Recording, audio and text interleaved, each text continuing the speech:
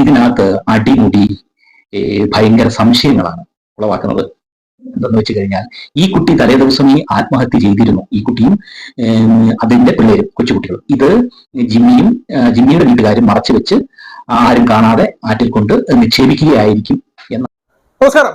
കൊല്ലം ഏറ്റുമാനൂർ ജിസ്മോളുടെ മരണം. ഞാൻ ഇന്നലെ എന്റെ മറ്റേ ചാനലിൽ ഒരു വീഡിയോ ഇട്ടിട്ടുണ്ടായിരുന്നു. മറ്റൊന്നുമല്ല, ജിസ്മോൾ മരിച്ചത് തന്നെയാണോ, ജിസ്മോൾ അന്ന് തന്നെയാണോ മരിച്ചത്, അതോ തലേ ദിവസം മരിച്ചതിന് ശേഷം ആരെങ്കിലും ജഡം കൊണ്ട് ഈ പറയുന്ന ആറ്റിൽ കളഞ്ഞതാണോ? കാരണം 1 മണിക്കൂറിനകം എന്ത് ചെയ്തു, ഈ ബോഡി പൊങ്ങി എന്നുള്ളതും, ഈ പറയുന്ന ലീഫ് ഒടിഞ്ഞു കിടക്കുന്നു, പിന്നെ വിഷം കഴിച്ചിരിക്കുന്നു. അപ്പൊ അങ്ങനെയൊക്കെ കുറെ ദുരൂഹതകൾ ഇതിനകത്ത് നിൽക്കുന്നുണ്ട്. അപ്പൊ അങ്ങനെ എന്റെ ഒരു സംശയം പറഞ്ഞുകൊണ്ട് ഞാൻ ഒരു വീഡിയോ ഇന്നലെ ഇട്ടിട്ടുണ്ടായിരുന്നു. പക്ഷെ ഇന്ന് അതിനെ സാധൂകരിക്കുന്ന ഒരു വീഡിയോ അത് ഇട്ടത് മറ്റാരുമല്ല, പുള്ളി ഒരു ഡോക്ടറാണ്. ഡോക്ടർ ഭാസ്കർ എന്നാണ് പുള്ളിയുടെ പേര്. പുള്ളിയുടെ ചാനലിന്റെ ലിങ്ക്, ആ പുള്ളി ഇട്ട പുതിയ ആ വീഡിയോയുടെ മുഴുവൻ ലിങ്ക് ഞാൻ എന്റെ ഡിസ്ക്രിപ്ഷനിൽ കൊടുക്കാം. നിങ്ങൾ പോയത് കാണണം. ആ പുള്ളി അതുമല്ല, ഡോക്ടർ മാത്രമല്ല, പുള്ളി ആ വീടിന്റെ പരിസരത്താണ് പിന്നെ താമസിക്കുന്നത് എന്ന് കൂടി നിങ്ങൾ മനസ്സിലാക്കണം. അപ്പൊ ആ ഡോക്ടറിന്റെ ജെന്യുവൻ ആയിട്ടുള്ള കുറെ സംശയങ്ങൾ പുള്ളി അതിനകത്ത് പറയുന്നുണ്ട്. സത്യം പറയാൻ ഞാൻ പറഞ്ഞതൊക്കെ കറക്റ്റ് ആണോ, അല്ലെങ്കിൽ നമ്മൾ വിചാരിച്ചതൊക്കെ കറക്റ്റ് ആണോ എന്ന് തോന്നിപ്പോകുന്ന വിധമായിരുന്നു ആ പുള്ളിയുടെ ആ ഒരു വീഡിയോ.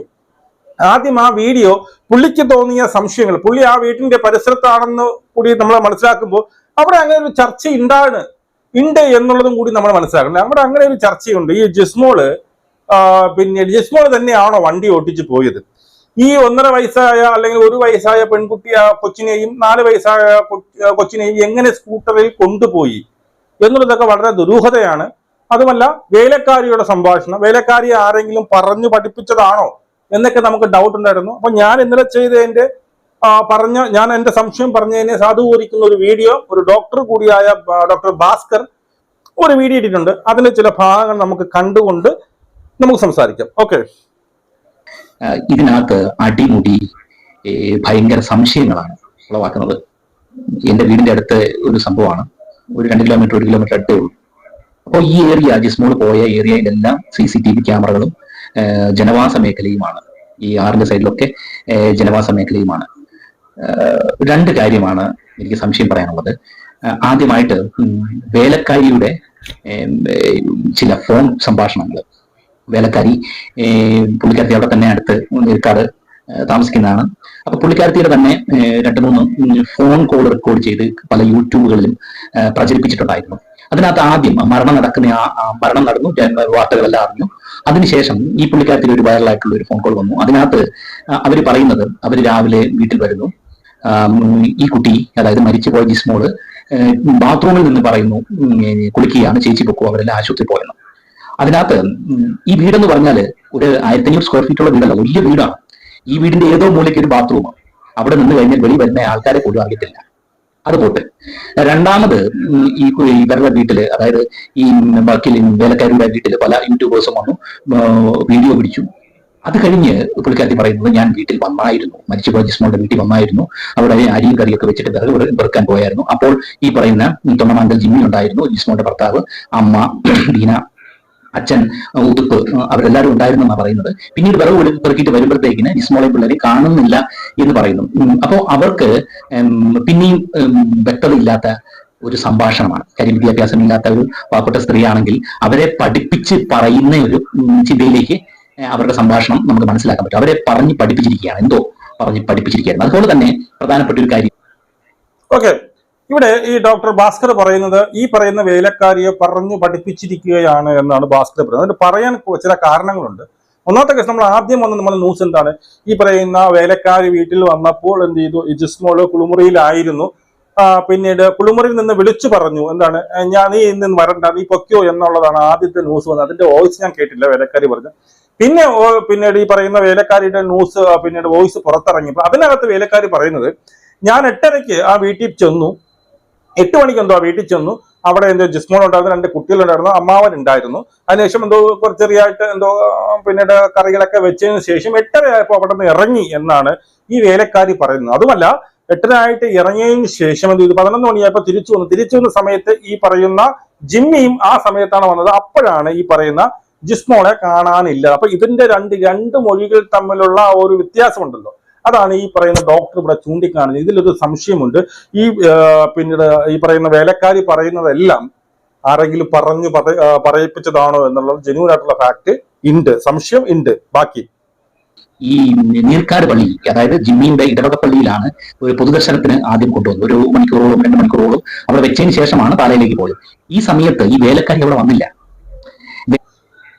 ഇത് വളരെ നോട്ട് ചെയ്യാനുള്ള ഒരു പോയിന്റാണ്. ഇത്രയും പറഞ്ഞ വേലക്കാരി എന്തുകൊണ്ട് അടക്കം നടക്കുന്ന ആ ഒരു പള്ളിയിലേക്ക് വേലക്കാരി വന്നില്ല എന്നുള്ളത് വളരെ നോട്ട് ചെയ്യാനുള്ള കേസുണ്ട്. 1-2 കാരണങ്ങൾ. ചിലപ്പം ആൾക്കാരെല്ലാം കൊണ്ട് വളഞ്ഞിട്ട് അടിക്കുമോ, അല്ലെങ്കിൽ ഞാൻ പറഞ്ഞ കള്ളത്തരം പിടിക്കപ്പെട്ടോ എന്നൊക്കെ അറിയില്ല. കാരണം ഇത്രയും വർഷമായിട്ട് പിന്നെ വീട്ടുജോലി ചെയ്യുന്നു, പിന്നീട് ഈ പറയുന്ന ജസ്മോൾ വളരെ പാവമാണ്, ഞാനുമായിട്ട് വളരെ അടുപ്പമായിരുന്നു എന്നൊക്കെ പറഞ്ഞ അവിടെ സ്ഥിരം പിന്നെ വന്നുകൊണ്ടിരുന്ന രാവിലെ തൊട്ട് വൈകുന്നേരം വരെ ആ വീട്ടിൽ തന്നെ കഴിഞ്ഞുകൊണ്ടിരുന്ന ഒരു വേലക്കാരി ഈ ദാരുണ മരണം, 2 പെൺകുട്ടികളടക്കെ പിന്നീട് ഈ പറയുന്ന ജസ്മോൾ മരിക്കുമ്പോൾ ദാരുണ മരണത്തിന് അടക്കത്തിൽ വന്നില്ല എന്ന് പറയുമ്പോൾ അതിനകത്ത് സ്വാഭാവികമായിട്ടൊരു ദുരൂഹതയുണ്ട്. അത് ഈ ഡോക്ടർ പറഞ്ഞ വളരെ കറക്റ്റ് ആണ്.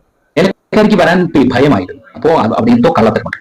രണ്ടാമത്തെ പ്രധാന കാര്യം എന്തെന്ന് പറഞ്ഞു കഴിഞ്ഞാൽ, സാധാരണ ഡ്രൗണിങ് ഡെത്ത്, അതായത് വെള്ളത്തിൽ പോയി മരിക്കുക, ഒരു 4 മണിക്കൂറിനകം ഈ ബോഡി പൊങ്ങുക എന്ന് പറയുന്നത് അപൂർവമാണ്. ഒരു 6-7 മണിക്കൂറെങ്കിലും വേണ്ടിവരും ഇതിനകത്ത് ഡീകമ്പോസിഷൻ ഉണ്ടായി ഈ ബോഡി ജഡം പൊങ്ങി വരാനുള്ള സാഹചര്യം. അപ്പോ ഈ പറയുന്ന ചൊവ്വാഴ്ച 11 മണിയോട് കൂടിയാണ് കുട്ടി ജിസ്മോള് വെള്ളത്തിൽ ചാടുന്നത് എന്ന് പറയുന്നു. കൃത്യം 1:30 ആയപ്പോഴത്തേക്ക് 1 മണി ആയപ്പോഴത്തേക്കിന് അവിടെ ചൂണ്ടയിടാൻ വന്നവർക്ക് ഈ ബോഡി പൊങ്ങി വരുന്ന ഒഴുകി വരുന്ന കണ്ടു. അവര് വെളിയിലെടുത്തു, ആശുപത്രി കൊണ്ടുപോയി എന്നാണ് പറയപ്പെടുന്നത്.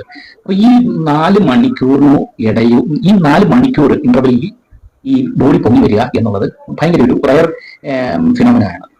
കാര്യം പൊങ്ങി വരാൻ ഈ ഫാറ്റ് ബോഡി കണ്ടന്റ് ഉള്ളവര്, പിന്നെ പിള്ളേരുടെ കാര്യത്തിൽ ശരിയായിരിക്കും, കാര്യം കൊഴുപ്പ് കൂടിയുള്ള ശരീരമാണ്, പിന്നെ ബോൺ ഡെൻസിറ്റി കുറവാണ്, പിന്നെയുള്ള സാഹചര്യം എന്ന് പറഞ്ഞാൽ വെള്ളത്തിന് ആഴക്കുറവായിരിക്കണം. ഇത് അവിടെ കയമുള്ളതാണ്. മീനച്ചിലാറ്റിൽ കയമുള്ള, പ്രത്യേകിച്ചും സൈൻ ബോർഡ് വെച്ചിരിക്കുന്ന ഒരു ഏരിയയാണ്, കയമുള്ളതാണ്. അപ്പൊ ഈ ആഴം കുറഞ്ഞ ഏരിയയിൽ ബോഡി പോയെങ്കിൽ അത് പൊങ്ങി വരാൻ ചാൻസ് ഉണ്ട് എളുപ്പം. പക്ഷെ ഇത് ഏറ്റവും കൂടുതൽ ആഴമുള്ള ഏരിയയിലാണ് ഈ കുട്ടി ചാടിയത്.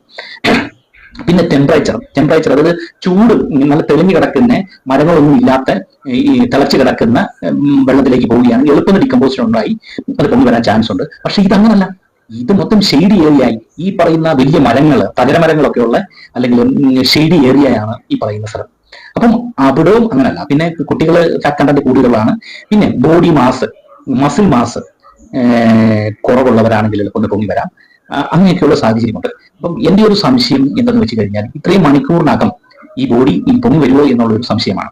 അപ്പോൾ ഞാൻ പറയുന്നത്, ഈ വേലക്കാരിയുടെയും ഈ പൊങ്ങി വരാനെടുത്ത സമയം കൂടെ കണക്കാക്കി ഞാൻ പറയുക, എന്റെ ഒരു ഊഹം എന്തെന്ന് വെച്ച് കഴിഞ്ഞാൽ, ഈ കുട്ടി തലേ ദിവസം ഈ ആത്മഹത്യ ചെയ്തിരുന്നു. ഈ കുട്ടിയും അതിന്റെ പിള്ളേരും, കൊച്ചുകുട്ടികളും. ഇത് ജിമ്മിയുടെ വീട്ടുകാരും മറച്ചു വെച്ച് ആരും കാണാതെ ആറ്റിൽ കൊണ്ട് നിക്ഷേപിക്കുകയായിരിക്കും എന്നാണ് എന്റെ ഒരു തോന്നല്. കാര്യം ഫാനിന്റെ ബ്ലേഡ് ഒടിഞ്ഞു കിടക്കുന്നു, അവിടെ വിഷത്തിന്റെ അംശം ഉണ്ടായിരുന്നു പറയുന്നു. എന്നിരുന്നാലും അടുത്ത ഈ ഒരാഴ്ചക്കകം പോസ്റ്റ്മോർട്ടം റിപ്പോർട്ട് വരും. ഈ പോസ്റ്റ്മോർട്ടം റിപ്പോർട്ടിനകത്ത് ചിലപ്പോൾ ഇത് വെള്ളത്തിൽ വീണ് മരിച്ചതല്ലായിരിക്കാം എന്നുള്ളൊരു തോന്നലാണ് എനിക്കുള്ളത്. ഓക്കെ, പുള്ളി പറയുന്നത് കേട്ടോ, പുള്ളി വളരെ കൃത്യമായിട്ട്, പുള്ളി ഒരു ഡോക്ടർ കൂടി ആയതുകൊണ്ട് ഒരു ബോഡി ഏതൊക്കെ സാഹചര്യത്തിൽ പൊങ്ങി വരും എന്നുള്ള ഈ പുള്ളി പറയുന്നുണ്ട്. ഒന്നുകിൽ ആഴമില്ലാത്ത ഏതെങ്കിലും പിന്നെ ആറായിരിക്കണം. പക്ഷെ ഇവിടെ നല്ല കഴമുള്ള പിന്നെ ആറാണ്, അതിന് നല്ല ആഴമുണ്ട്. അതുകൊണ്ട് തന്നെ അതിനൊരു സാധ്യതയില്ല. പിന്നെ നല്ല വെയിലും കാര്യങ്ങളൊക്കെ ഉള്ള ഒരു സ്ഥലമാണെങ്കിൽ തന്നെ പെട്ടെന്ന് ഡീകമ്പോസ് ചെയ്ത് വരാനുള്ള ചാൻസ്. പക്ഷെ ഇവിടെ മരങ്ങളൊക്കെ കൊണ്ട് തണലാറുന്ന ഒരു സ്ഥലമാണ്. അങ്ങനെ പല പല കാര്യങ്ങൾ പുള്ളി നിരത്തുന്നുണ്ട്. അതിന്റെ കൂട്ടത്ത് പുള്ളി പറയുന്ന ഒരു കേസ് കൊണ്ട്, ഇങ്ങനെയൊക്കെ സംഭവിച്ചത് കൊണ്ട് എനിക്ക് പുള്ളിയുടെ പിന്നെ സ്വാഭാവികമായിട്ടുള്ള ഒരു സംശയമാണ്, ഈ ജിസ്മോളും 2 കുട്ടികളും തലേ ദിവസമേ മരിച്ചതാണോ, ആരെങ്കിലും കൊണ്ട് തള്ളിയതാണോ, മനസ്സിലായോ, ആരെങ്കിലും ഈ ആറ്റിൽ കൊണ്ട് തള്ളിയതാണോ എന്നുള്ളത് ഇതേ സംശയം തന്നെയാണ് ഞാൻ ഇന്നലെ എന്റെ വീഡിയോ വഴി പറഞ്ഞത്. ഇതേ സെയിം സംശയം. കാരണം ഒരു സാധാരണക്കാരന് തോന്നുന്ന സംശയമാണ്. അതൊരു ഡോക്ടർ കൂടിയായ ഭാസ്കർ പറയുമ്പോൾ അതിന് കുറച്ചുകൂടി വാലിഡ് ആവുകയാണ്. അതുകൊണ്ട് തന്നെ ഞാൻ നിങ്ങളുടെ അടുത്ത് പറയുന്ന ഒരു കാര്യം, ഇത് കാണുന്നവരെല്ലാവരും മാക്സിമം ഷെയർ ചെയ്യുക, പറ്റുമെങ്കിൽ ചാനൽ സബ്സ്ക്രൈബ് ചെയ്യുക, കമന്റ്, ഉറപ്പായിട്ട് കമന്റ് ഇടുക. നിങ്ങളുടെ അഭിപ്രായം എന്താണ്? ഈ പറയുന്ന ഡോക്ടർ പറഞ്ഞതിൽ എന്തെങ്കിലും പിന്നീട് വസ്തുതയായിട്ട് നിങ്ങൾക്ക് തോന്നുന്നു, അതൊരു ലോജിക് ആണെന്ന് നിങ്ങൾക്ക് തോന്നുന്നുണ്ടോ? അതിനോടൊപ്പം ഈ പുള്ളിയുടെ ഈ ഡോക്ടറുടെ ചാനലിന്റെ ലിങ്ക് ഞാൻ അല്ലെങ്കിൽ വീഡിയോയുടെ ലിങ്ക് ഞാൻ കൊടുക്കും. അവിടെ പോവുക, അത് കാണുക, പുള്ളിയെ സപ്പോർട്ട് ചെയ്യാം. വീണ്ടും കാണാം. ജയ് ഹിന്ദ്.